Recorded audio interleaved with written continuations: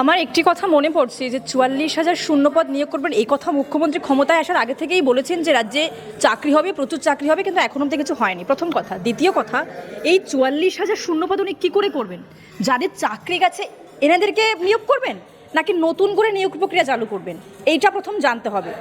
নিয়োগ করব বলেই মানুষের মাঝখানে একটা ছুড়ে দিলাম, কথাবার্তা ছুড়ে দিলাম, তার মানে সেটা রাইট নয়।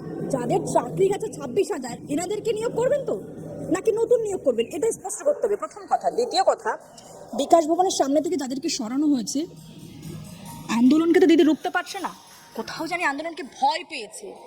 তাই আদালতের মানে কি বলবো, আদালতের সহযোগিতা নিয়ে তাদেরকে একটুখানি সরিয়ে দেওয়া হচ্ছে, যাতে তাদের মনকে আঘাত করে, যাতে তাদের আবেগে লাগে। বাংলা হান্টের আরও খবর দেখতে নজর রাখুন।